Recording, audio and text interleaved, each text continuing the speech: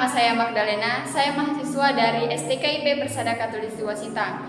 Pada saat ini saya akan membahas penulisan EYD atau penulisan ejaan yang disempurnakan. Pada saat ini saya akan membahas beberapa poin, saya akan membahas 8 poin. Yang pertama yaitu penulisan huruf kapital, yang kedua yaitu penulisan huruf miring, dan yang ketiga yaitu penulisan kata turunan, yang keempat penulisan gabungan kata, yang kelima penulisan partikel, yang keenam penulisan singkatan, dan yang ketujuh yaitu penulisan akronim, yang kedelapan penulisan angka, dan yang kesembilan yaitu penulisan lambang bilangan. Nah, ini adalah materi yang akan saya sampaikan pada saat ini. Materi yang pertama yang akan saya bahas yaitu penulisan huruf kapital. Penulisan huruf kapital atau sering disebut juga sebagai huruf besar adalah penggunaan huruf besar dalam penulisan. Huruf besar yang dipakai sebagai unsur pertama kita pada awal kalimat dan kegunaan lainnya.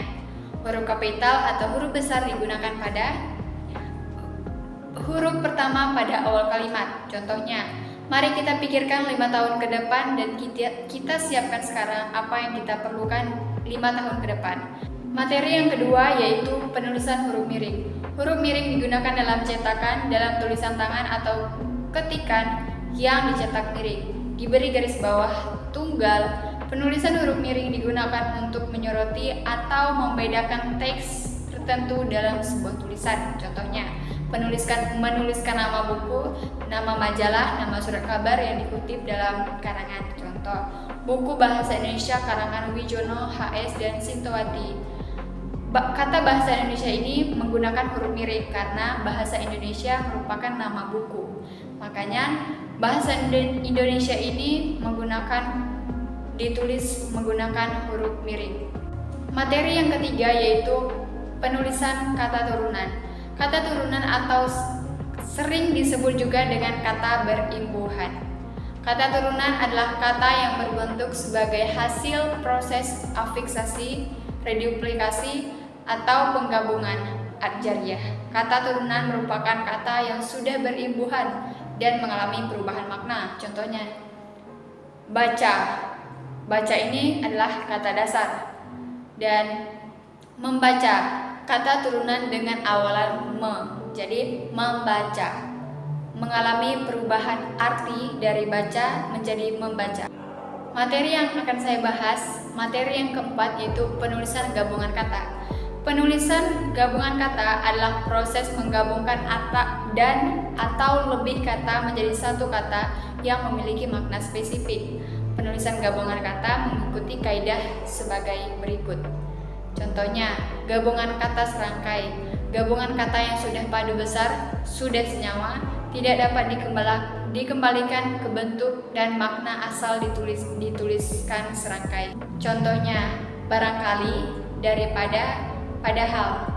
Ini adalah kata yang makna asal dituliskan serangkai, yaitu barangkali itu digabungkan, daripada juga digabungkan, padahal juga digabungkan, yaitu gabungan kata serangkai, gabungan kata yang sudah padu benar, sudah senyawa, tidak dapat dikembalikan ke bentuk dan makna asal dituliskan serangkai.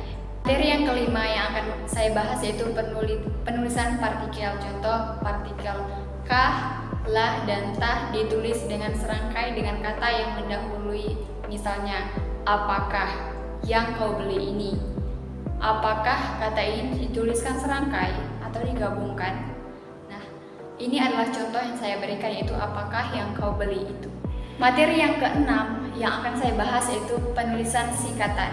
Singkatan adalah bentuk pendek yang diambil dari huruf-huruf pertama suatu frasa.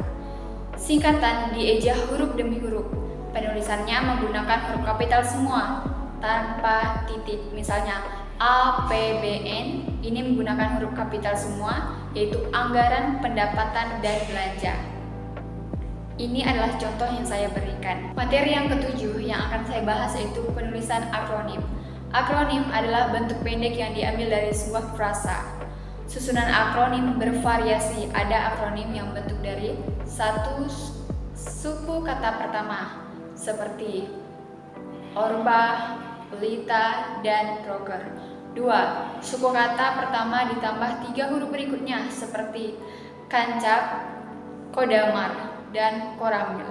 Yang ketiga, suku pertama ditambah suku kata berikutnya seperti deplu dan muspa. Materi yang ke-8 dan yang ke-9 yaitu penulisan angka dan lambang bilangan. Penulisan lambang bilangan ada 3 cara, yaitu angka Arab, angka Romawi, dan huruf. Kesalahan terjadi karena mempertukarkan kedua cara ini. Lambang bilangan yang seharusnya ditulis dengan angka dituliskan dengan huruf. Nah, teman-teman, ini adalah bagian-bagian dalam penulisan EYD atau ejaan yang disempurnakan yang akan saya bagikan kepada teman-teman hari ini. Terima kasih teman-teman untuk materi yang sudah saya sampaikan.